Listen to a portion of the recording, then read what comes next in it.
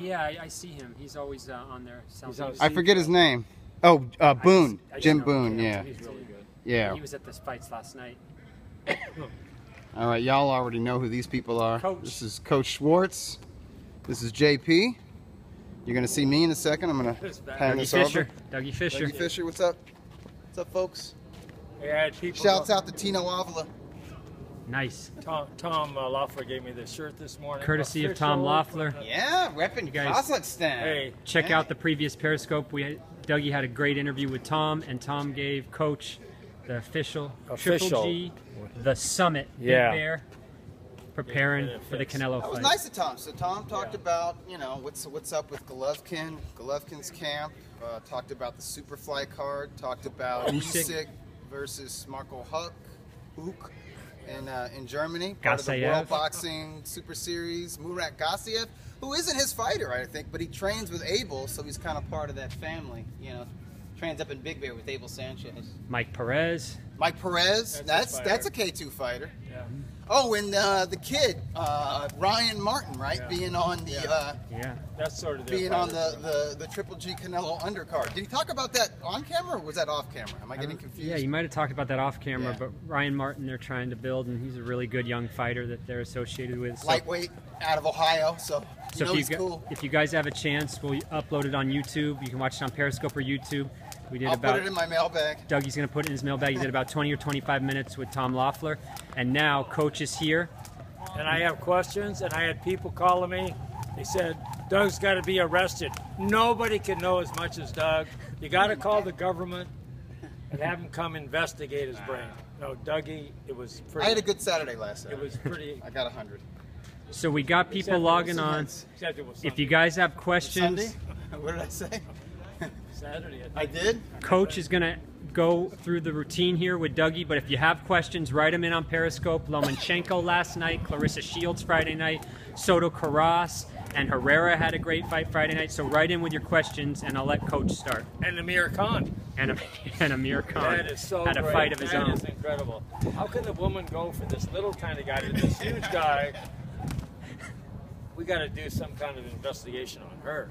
Pound for pound. Oh my God, that is like... Did you see that video that was going around Twitter and it said this is probably where the problem started for Amir Khan, and it's Anthony Joshua in his camp doing thrusting on weights. This is where it all started. Pretty good. Okay, Dougie. Yeah. So I'm going to give you this date. All right. August 9th, 1971. It was a 9-round fight. August 9th, 1971. What weight class? New York City. New York City, okay. Yeah. 71. I was 1 year old. You should know it. All right. I was already following boxing. It was a 9-round fight. Okay. And I don't really know the weights, but from this one guy, I think it might have been around welterweight, middleweight, right in that range. So it was stopped in the 9th round. No. It was a scheduled 9-round fight. A fight in America scheduled for 9 rounds? I only hear about those in Panama. One of the guys wanted an 8-round fight. The other wanted a 10-round. Huh. So they compromised and made it an official 9-round fight. I don't know. You got to give me a hint on one of these participants. Excuse me. One of the guys was Harold Weston Jr., so you know who he is. Yeah, he was a welterweight contender. Yeah. I'm going to say the other guy. Jeez, who was fighting around that weight class that early in the 70s? You said 1971. Yeah, I don't think. I never heard of this guy. Choo something. I have no idea. You know who one of the judges was? Harold Letterman. Harold Letterman. He had a 5'4". Charles Huerta. What's up, Dougie? Keep up the good work. What's up, Charlie? Keep up the good work, Doug. All right. And Charles Huerta Thursday night, right? returns Thursday night. Thursday night. Where's Fight Club main event? Is that Velasco? It's Velasco Theater, downtown Los Angeles. Okay. Good luck to Charlie. And Australia TV. Yeah, Australia. That's right. He's the main event, right? Yeah. Okay. I keep hearing different things about who he's fighting, though. First fight under the new contract? Yeah. Okay, great. And the main events of the LA Fight Club series this year, they've been mostly upsets. They have. At least on paper. It's like the house fighter or the favorite fighter.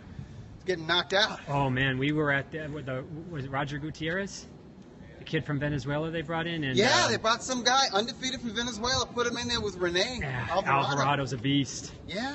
Yeah, we got him out of there. So I don't know who. So who were the fighters? It was Harold Weston Jr. and who else, Coach? Choo Choo, Malve. I've never heard of this. Yeah. And it was a 9-round fight. That's really rare. Yeah. Choo Choo won. And it went the distance. Wow. Okay, here's the update for Thursday from Charlie.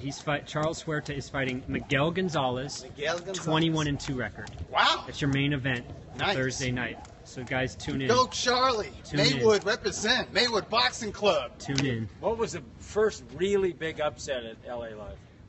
When it was at... Tell us, Coach, what was it? It was Ortiz. Victor Ortiz got knocked out. Getting beat by. You know, I can't remember. Was it when Maidana knocked him out, or are you talking later? That was Staples Center. That was Staples Center. Is he talking about Maidana, or he's been knocked out a lot? No, wasn't it? No. This is the one that was at the LA Live. Wasn't Collazo? That fight wasn't there. But Ortiz was never. He fought there, but he was never knocked out. Yeah, he's always won there, I think. Wait, or Victor Ortiz? Yeah, Maidana was at Staples. Yeah. That was one of the first ones there, I think. Yeah. Yeah. And Maidana was unknown at the time. Not Ortiz. Are you thinking of? We have to look. Victor Ortiz. Yeah, you got to look up the Velasco. Remember the first fight he lost? He got knocked out. Maidana, right? Was he? Well, that was What round are Maidana. you Was that talking at the sports at the? Yeah, Staples? we were. Yeah, Staples Center. That was the famous. I don't think I'm cut out for this. Yeah. This. Oh, right, exactly. You know, he was right, but he was wrong. He was right, but he was wrong. He's made a nice living. So, what'd you think of him the other night? He was typical Victor. I mean, he looks amazing. Yeah. He got He's hit. a natural athlete. He got hit. Yeah. He got hit. He's formidable and vulnerable at the same time. Somebody described him as a glass cannon. Yeah. I like that. I like it. Yeah. Glass cannons are exciting. Dougie, your thoughts on Lomachenko? I thought he was excellent. He wasn't his defensive prowess wasn't on point, wasn't as fluid as he normally is, but I think he made a conscious decision to knock out Miguel Mariaga. And when you commit that much to your offense, you're going to get hit in return, and Mariaga's a solid cat. So he got touched up. It was a clash of heads, but there were some legitimate counter punches that bruised up his eyes. So, he's not invincible, but he's a beast at 130 pounds, and I really like that smart pressure he put on the Colombian. And really, by the 5th round, the Colombian was bewildered. And in survival mode by the 7th round, I noted most of the 7th round, Mariaga, his back was to the ropes, and Lomachenko was actively putting him there. And that's something else, because Mariaga's used to being that guy to come out and come forward and put a hurt on his opponent, or at least try to. He wasn't even trying to against Lomachenko. He was just in survival mode, and that says a lot. Lomachenko versus Tank Davis. Tank Davis is nowhere near ready. I think Lomachenko would literally, and I'm not joking around, no disrespect to Gervonta, because I think he has a bright future. I think Lomachenko would toy with him. Mm-hmm. But in toying with him would also beat the crap out of him. We'll see how Gervonta looks against Rocky Martinez. Yeah, he should knock that guy out. Martinez has been to the well too many times. He's way past it. Yeah. Too many wars for Rocky Martinez. Too many. Too many wars. All right, Coach. Okay, I'm going to give you this one. Right. And I know you know it because you were there. Uh-oh. August 5th, 2006, Lake Tahoe. Okay.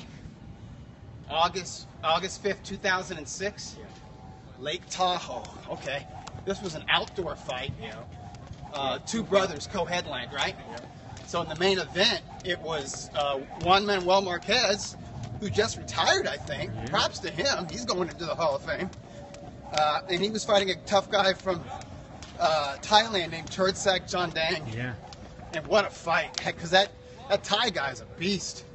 Incredible conditioning, real strong, and Marquez just annihilated him. What a beautiful combination. Right uppercut, turned it over into an overhand cross. And who did Rafael fight? He fought a dude from South Africa named Silence Mabuza. Oh, Tough Silence cat. Mabuza. Yeah. Remember him? He was tough. I remember him. He would have beat any other 118-pounder. Yeah. But Rafael was at his peak at that time. Silence Mabuza. What a What great round name. did that end Which fight? Silence. I think he took him late. I think it was in the late rounds. I don't know. I'm going to say 10 rounds.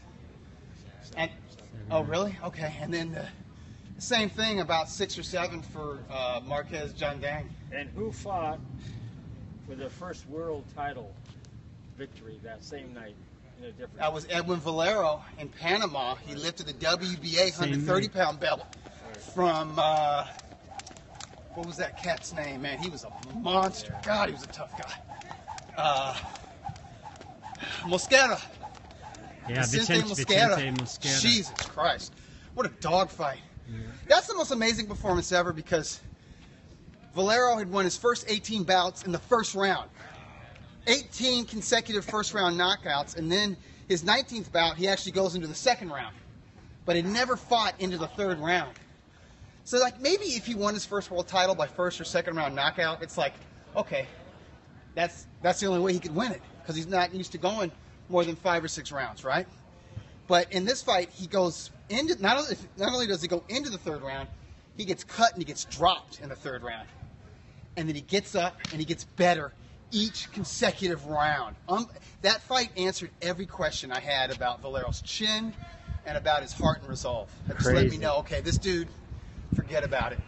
And you and hard man to beat. You and Coach saw Valero at the Irvine Marriott, right? That's Dave? right. In his 12th fight, came out there, just took his time. Just walked the guy down, casually. But what happened was, right after that fight, they gave him a bonus for every first-round knockout. So he changed his whole style after that fight. He was hell-bent and looked sloppy as a result. Yeah. I mean, when we saw him, he's just taking his time, going out there, knocks him out in about 2 minutes. And that's how his trainer at the time, Joe Hernandez, wanted him to fight.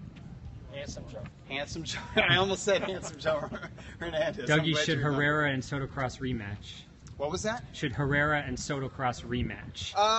If there's nothing else out there for him, but I mean, I thought Sotocross was finished. Yeah. He's got a little bit left. I think he can test young, kind of green prospect up-and-comers, guys like Rashidi Ellis. Mm-hmm. And I think Herrera, he's had some craft. He trained hard for this, so his reflexes were back on point. His defense was there. That's what I was looking for. So the head movement was there. The blocking ability was there. He got out of the fight relatively unscathed for him. So to me, he's still a gatekeeper. He's not a contender yet. Maybe he can work his way back in, but he's got to beat a contender. Yeah. And I think he's earned the right to face a contender. He would be the underdog coming in. He would be the gatekeeper, so to speak. But if he can beat a contender, then he's back in title contention. But if not, I think he can serve as a legitimate, top-level gatekeeper for 140 or 147 pounds. Listen, if Golden Boy can't find anybody to fight Lucas Matisse, that's not a bad fight. It's not bad. Yeah. This guy says Triple G best ever. There you go. Maybe. We'll see. Not really. Nice. What best middleweight in the last several years. Nice rope skills, Dougie. Oh, thank you. How about this? There we go. Step it up. Get the sweat going, man. Your thoughts on Raimundo Beltran? Looked a little flat. Yeah. But honestly, I saw him spar about 2 weeks ago at Wildcard. He was looking awesome. But he had a guy coming in a straight line right at him, a tough African fighter. And he's brilliant. You take the fight to him, he'll whoop your ass. He'll still knock guys out. But lateral movement, a little craftiness. That guy was tricky. Yeah, so I was thinking, it was funny, after I saw him spar, I told Freddie and I told his manager, Steve Fetter, I said, this guy is dangerous for Jorge Linares. Because he's so solid, he's got good timing, good counterpuncher, and he's got power, especially with that hook. I'm like, he catches Linares with that hook, man. He'll mess him up, or he's too rough and physical for Linares. But then I'm like, after last night, I'm thinking, you know what, Linares, he's smooth, man. He can move. And he's taller and rangier than the Costa Rican who was coming up from 130 and is a squat little dude. I pretty solidly favor Linares if that fight ever happens. I still think Beltran would be a threat in that fight. These guys want to know your schedule. Dougie, are you going to Linares Campbell on the 23rd? Yes, sir. Okay. Absolutely. Dougie, are you going to Mayweather McGregor? I am not. I will be at StubHub Center covering Miguel Cotto versus Yoshihiro Kamagai. Speaking of gatekeepers, Dougie, why? I love gatekeepers, and Kamagai is one of my favorite. Come on, Dougie, go to the circus. Everybody loves the circus. Yeah, right. A circus where you got to pay $15,000 for the ringside. I'm sure that's going to come down now. Dougie Fisher. It'll come down to a reasonable $6,000. Dougie Fisher, please tell us why Stephen A. Smith is commentating boxing. He works for ESPN, and he likes boxing, and he's got a great name, and he's got terrific energy. Mm-hmm. He's a great studio guy. There you go. I mean, listen, they want to bring in casual boxing fans. They want to bring in general sports fans. General sports fans, they know who Stephen A. Smith is. Mm-hmm. And they don't care that he doesn't know everything about the sport. And he was toned down. He toned it down enough. Yeah, I like him. I like him. I like sass, man. We got a lot of. It's got great energy, man. We got a lot of people watching. You can keep writing your questions, and Coach is going to keep going. If I could have like 1/10 of that, man, I'd be fine. Yeah. Okay, so we're back. He's got enthusiasm. On, the same day, August 5th, 2006, New York City. One of the fighters was Vernon Forrest. He won a 10-round decision. This is August 6th? August 5th. August 5th. 2006. 2006. Very close but controversial. Vernon Forrest against a really good guy. Oh, yeah. This is Vernon Forrest versus Ike Cortez. Yeah, you got it. At 154 pounds. You got it.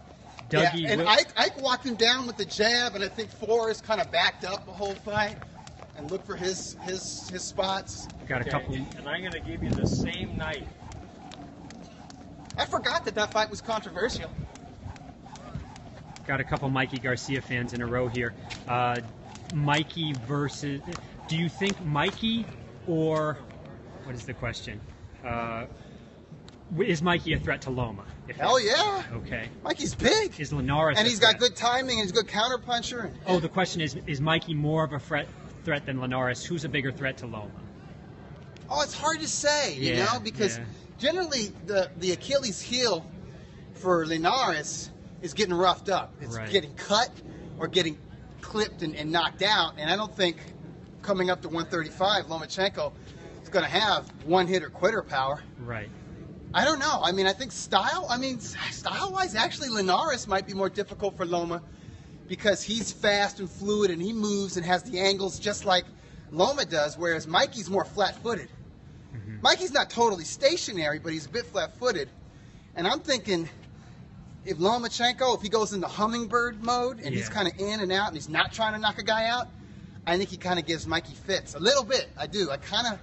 Styles make fights, and actually, I think Linares might be more dangerous for Loma than Mikey. We got a lot of Mikey fans on. Yeah, I know Mikey fans don't want to hear that. Yeah, they're like, no, he's light on his feet. Yeah, they love Mikey. No, Mike the Kia, he's like butter, fool. No. Yeah, Mikey can dance. They love Mikey. Do you don't know. Do you think Mikey will eventually go to 47? Yeah. Okay. He wants money. All right, so there you go, Coach. Why did Ghost Guerrero go to 147? Yeah, exactly. They way more money there. Yeah. So do you think they can make the Lomachenko Garcia fight? I don't think so. Yeah. I mean, just reading what the money's not there. Nah. But they want it. Garcia wants that fight. Of course. I don't blame him. That's a great fight. Yeah, I don't blame him at all. I would much rather see Mikey Garcia versus Jorge Linares for like the title of being the man at lightweight. Dougie, why you criticize Roy so much when he was in his prime? Because he wasted his prime. He squandered his prime. He was a once-in-a-lifetime talent, athlete, boxer. He didn't have textbook technique or form, but he understood distance and timing. And he was so athletically gifted, he could just kind of make up his own style, and he was amazing. And they were good fights. I wanted to see him face his amateur rivals, guys who beat him in the amateurs, like Frankie Lyles and Gerald McClellan. I mean, come on. Dude, how awesome would Roy Jones Jr. versus Gerald McClellan have been? Incredible. They won their middleweight titles like in the same month, same year, same month, like May of 1993. Like, that fight should have happened. This guy agrees with you. He said Roy's. And I know, and I understand. McClellan was with Don King, and they were on Showtime, and Roy was HBO's boy. I don't care. Great fighters find a way.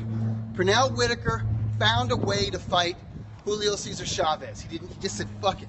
I'll risk my contract with HBO. Fuck it. Don King can be the promoter. Fuck it. They could put it in fucking Texas and fill the arena with 60,000 Mexicans. The WBC can bring in their officials who are going to fuck me. I don't care. I know I can beat him. And he proved to the world that he could beat him even though he got fucked. That's a great fighter. Who would have won, G-Man or Roy? And don't tell me that Roy Jones, who had what Pernell didn't have. He had the judge and the jury. He brought his own judges. He had KO power. G-Man Don't KO? tell me that dude shouldn't have traveled. That dude shouldn't have made for fucking interesting fights. G-Man That's KO, bullshit, Dougie? people. G-Man KO or Roy decision? Roy decision or Roy by knockout. Woo. Yeah, Let Roy me would have ask- beat let me him. ask you But this. McClellan beat him in the amateurs. There you go. Hey, how do you really feel about Dougie? Man, listen. Here's what I channel my inner Teddy and Steve A. Smith when I talk about Roy Jones because I like him. I think he had potential to be truly great, not just a Hall of Famer, and I think he wasted that potential, and it's frustrating. And then after the fact, and even during his run, people were saying, "Well, Roy doesn't have to fight A, B, C, D, E, F, or G because we know he'd already win those fights." And then they give him the credit. They're like, "Well, Roy's the best ever. He's the best who ever did anything in boxing." And I'm like, don't you got to clean out your division? Don't you got to beat more guys? I mean, it's great beating James Toney. It's awesome. But don't you got to fight some other badasses at 168? Preach, Dougie. You 100% right. Like, but then everyone's like, well, we think he'll win. We think he's the favorite. And I would have agreed. I would have picked him too. But you got to do it. You just can't. You can't build a Hall of Fame legacy and resume on speculation. It can't be this hypothetical greatness. That's bullshit. And that hypothetical shit started with Roy. And then they brought it over to Mayweather. Well, Mayweather would have beat Joel Casamayor. You don't fucking know that. You want a couple quick one-line questions? Yeah. Tim Bradley, Hall of Fame, yes or no? He gets my vote. Okay. But I think a lot of guys won't vote for him. Matisse Valero in their prime. I go with Valero. I think he outboxes him. I know better footwork. He moves better. I know we asked you this each week, but we're going to ask you each week until September 16th. Current Triple G Canelo prediction. Golovkin by decision in a good fight. All right. And I think he takes over late in that fight. And I think Canelo is young enough, strong enough, tough enough to take that beating. But I think Canelo puts a beating on Golovkin, at least on his face, facially, in the first half of the fight. Nice. He'll look like he's been in a fight, trust me. Okay, we're 22 minutes in. We got about 8 more minutes. I'm going to hand over to Coach. Oh, yeah, Coach, you got to I'm get handing it off going, to you. JP. I got the baby at home. Oh, yeah. There's JP. Hey, I'll see you thank next On his way Saturday. out. Yeah. Hey, great seeing you, JP. Yeah, I'll see you next Saturday. Okay. All right. Or Sunday. Yeah, or Sunday. Yeah. Or both. Whew. It's great having JP. You got on. any more questions? I do. I have a few. All right. And you know, Roy Jones, I love his commentary. he did not. Oh, he's And incredible. I love watching him fight, too. Don't brand me as a RJJ hater. I just wanted to see him in great fights because I thought he was great. Well, I can't Understand? read the questions. But you know, that was a pretty close fight with James Toney, and that knockdown was sort of very suspect. James Toney was... he didn't James have it. Toney. But that's was- James Toney's fault, not He Roy's. was 15 pounds over on the Monday of that fight, It's too much weight to lose. and he had to go and get all these shots and Yeah. diuretics and all Yeah, that. and then IVs. And he had, excuse me, Go ahead. drop my questions. And he had no discipline whatsoever, but Yeah. he might have been one of the best of all time. Yeah, I mean, he was exactly. incredible. He could have been great. Legit great. Didn't have the discipline. Can't really. Hey, that counts.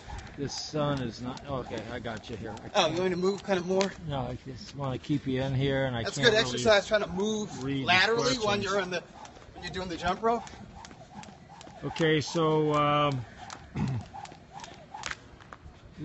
when Kasim, Uma, and Triple G fought, what were their records? Oh, I have no idea. Triple G obviously was undefeated. He was I 21. don't know. Triple G was like, in the early 20s, Yeah, like 21-0. Exactly. With how many? Uma was like 18 KOs.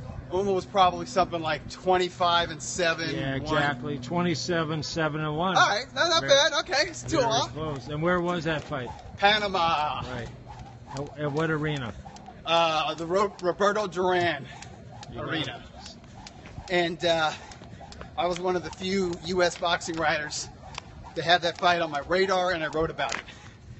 You can Google that shit. So the thing with Triple G, Watched it on a stream. Triple G is really taking this fight seriously. He sure is. You don't hear anything about him. He's not running around. Yeah. He's really into training for this fight, and I know Put in that work. I know he's going to win by a 10th round knockout. Triple G grind. Do you spell grind? Hashtag grind. Or do you spell it with 3 capital G's? Grind. Golovkin be on his grind. So who do you like Putting in in work. Roy Jones? Stay ready.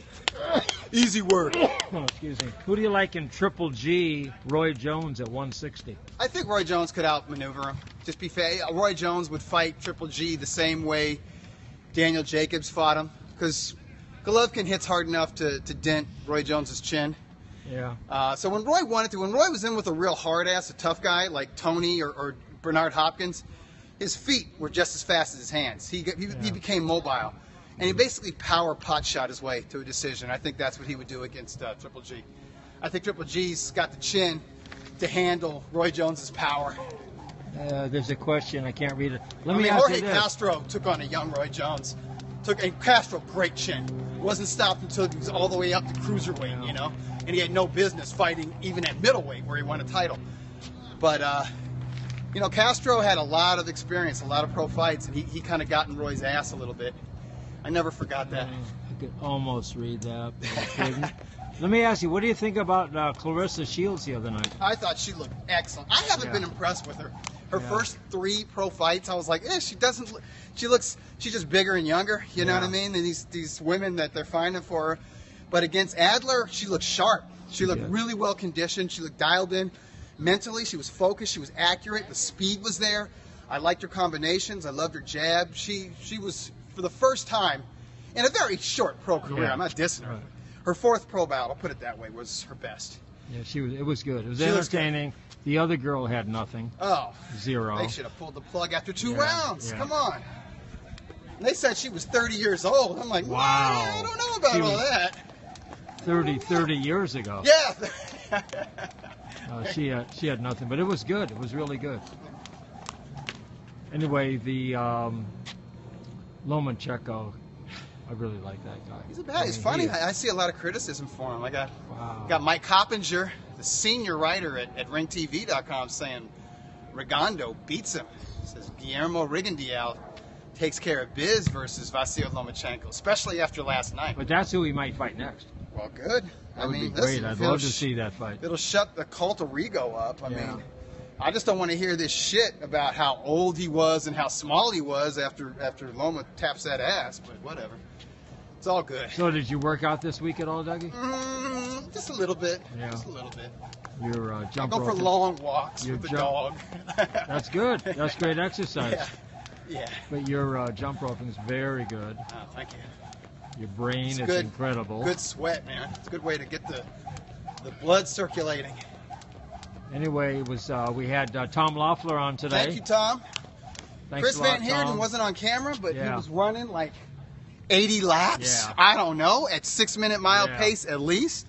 The dude's endurance is off the charts. He's awesome. We got my man Alan over here. Here's Alan, Dr. Alan. That's it. You don't 100 meters, baby. Yeah. Oh. Now, Takes me an hour to warm up. he gets his workout on With like my hat. nobody. Yeah. What's that? You didn't bring the little disc. Alan, I was on the disc yesterday. Alan is the 12th fastest 100-meter runner at his age group in the U.S. First of all, it was 17th, but Dave 17th. won't pull Okay, back. 17th. And it was a year and a half, 2 years ago. And what are you worldwide? I don't know. I just had the U.S. Masters. Okay. You're going I to don't get know. better with It's age, got to be yeah. some dude in Germany who's like, professional soccer player. And who's nobody fast. ever sees Alan without his hat. Right. In the shade. Don't it get comes too off. much sun, Alan. Smart. And Alan's son is a great boxer. Really, Coaching really good. boxing. He's Yes, coaching now now. He started when he was 6 years old, Yes. and now And he's loved it. Had a little temporary detour with some Yeah. health issues, but Yeah. went right back and decided Yeah. he's not going back in the ring right now. Just staying in shape. See what happens. Honor student, by the way. Good kid. That's the most important thing. How many Jewish kids are in the ring? When we went to Indio for those quote-unquote world amateurs, even though it's really just mostly Western U.S., Yeah. I think he was one of like 3 white kids. I don't know if the other 2 were Jews. I doubt it. Yes, he I was the doubt long rep. He repped. They said, He repped. Jason Rosenbach. Everyone's looking around like, what? That's my chiropractor's name. So, anyways. Anyway, you did great again, Jason Dougie. being on the honors roll, that's the most important thing. Yeah. The most important thing, folks. Please drive safely. Put the cell phone away. Don't text while your car is moving. Don't even text like while you're at a red light because it changes too quick. Don't even look at You're your not that phone. fast. Yeah, just forget about the phone. You can't do it. Don't futz around with the radio. Don't be in a rush. What if it's a pretty Keep girl cool. texting? No. Absolutely. You want to stay alive so you can hook up with her. So this is what you do. Yeah. When you get in your car, Shake you, it off, you man. take a deep breath, you visualize safe driving. Be like them old school fighters with the breathing exercises, man. Just You forget you have a cell phone. Yeah. I mean, driving You'll get there. safely, there's nothing more important. and we were talking about Roy Jones Jr. Channel that Roy Jones Jr. Omni vision, that all around peripheral vision that great athletes have. Roy Jones Yeah. had it. Magic Johnson had it in basketball. You got to be that way when you're behind the wheel. You got to be aware of what's behind you. Seriously, because people are driving like they're nuts. Don't be one of the nuts. Also, get your sleep. Eat and drink in moderation, but drink lots of water. Chew your food carefully. But most important thing, always take the high road. Like Coach Schwartz. Wait. And Alan. Like I'm going to Alan. do the dermatology announcement. Oh. SundayAfternoons.com. Oh, yeah. Sunprecautions.com. I'm gonna go Little on there. vents in here, cools you off on the track. Don't think Yeah. sunscreen is all that. Sunscreen's good. Yeah. It's not a bulletproof shield, No, which it's reminds not. me, check out these gloves. Amazon.com. SundayAfternoon.com. I'm going to give me a Afternoons, real plural. kind of Plural. shape. Yeah. Sunday afternoons. Plural. All right. Hey, thanks a lot, Dougie. All right. You were incredible. Thank you, I'll Coach. see you next week.